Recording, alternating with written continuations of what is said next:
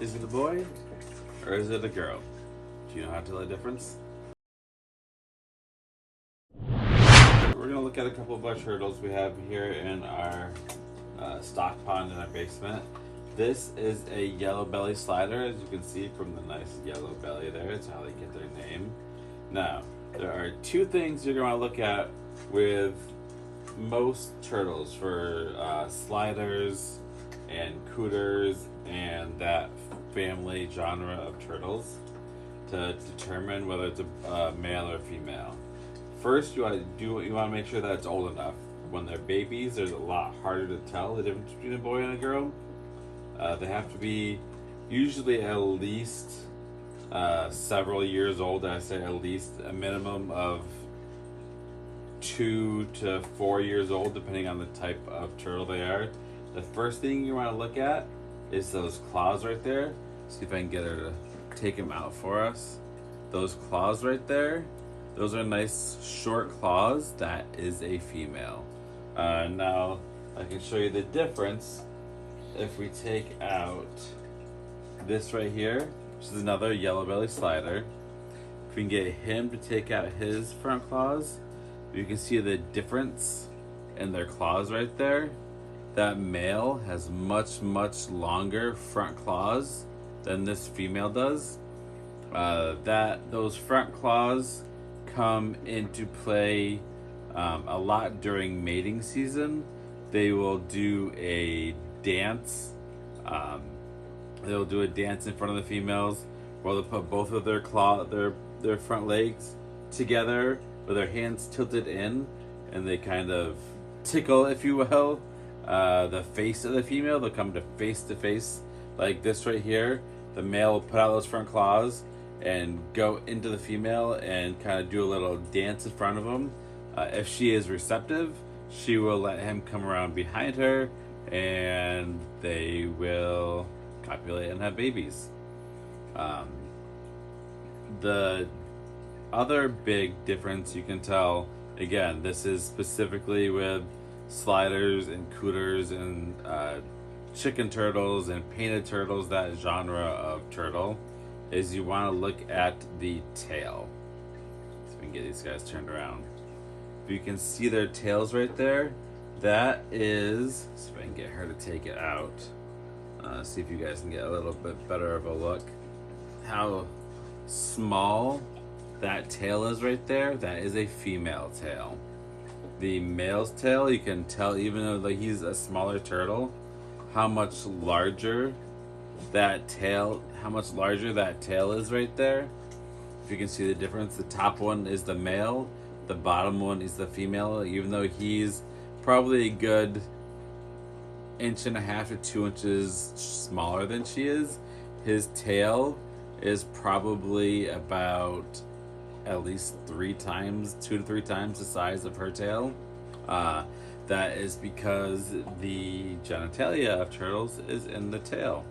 Their cloaca too, when you look at it, the female's cloaca will be up towards the base of the tail, where the male's cloaca is out farther towards the tip, the end of the tail here.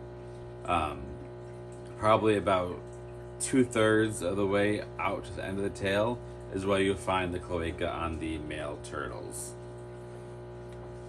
Size difference also. These turtles are probably roughly the same age. And a lot of turtles, again, this specific type of turtle, the female will usually be larger than the males. Let me get some red-eared sliders we have here. This is probably our largest red-eared slider. This is a rescue that we got in. She was actually rescued from right here in upstate New York. They are not native to here. This is not a red-eared slider. This is a southern cooter. So let me get the right turtle for you. This, let's try that again. This is a red-eared slider.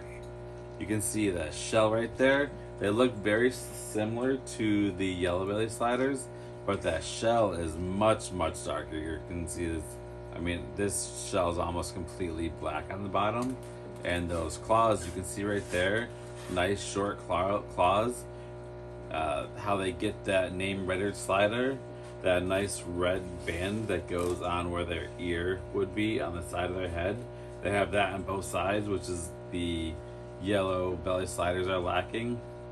So that's the big difference you can tell between a yellow belly slider and a red-eared slider. That signature red ear mark, and the red-eared sliders will have black spots. They're not always this black, but they will always have black spotting on the back. And also, again, you turn her around, and for her size, she has a relatively small tail. But this girl was found in upstate New York, which is where we live up here. Red-eared sliders are not native to New York. They are actually the most invasive species in the world. This turtle is invasive into every continent in the world except Antarctica, which is where no turtles live. And these guys outcompete the native species all over the world. This is a very invasive species. If they are found outside of where they live, they should be removed from the wild. This is why we have probably about 6 or 7 red-eared sliders here. I work with a local wildlife rehabilitators, and in the process of getting my wildlife rehabilitation permit in upstate New York to be able to care for injured native wildlife. But these are not native, so anybody can take these in from the wild, because the only places you can't, these guys are native to the southeastern United States. So if you're not in the southeastern United States and you see these guys out in the wild, which you probably will, they are invasive. Let's see what other turtles. So I can show you a southern painted. Again, this is the same genre of turtle as the red-eared sliders. Again, she probably won't let me show you, but she's gonna have the very short claws in the front and a tiny little tail in the back.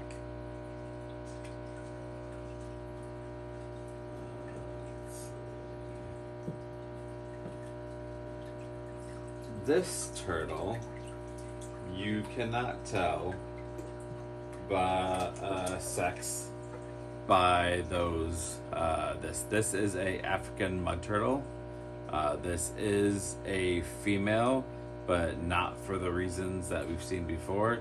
Males and females will have short claws in the front. The males aren't going to have exceptionally large claws in the front. They might be slightly larger, but they're not going to be exceptionally larger.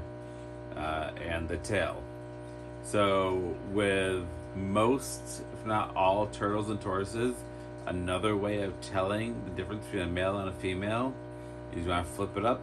You see this V notch right here? The males will have a wider V notch so they can take that tail out and move it around when they're mating with a female. The females will have a much narrower V slot, because that V slot at the end of their shell right there actually will helps them when they're laying eggs. It helps when the eggs come out of the cloaca to guide it into the hole. So I just want to say thank you guys for joining us today, learning a little bit more about how to tell if your turtle is a boy or a girl. I just want to remind you to check back tomorrow, as we are now uploading the first 7 days of every month. We will be uploading a minimum of 1 video, so don't forget to check those out. Every other week we'll be posting every Sunday at 9 a.m.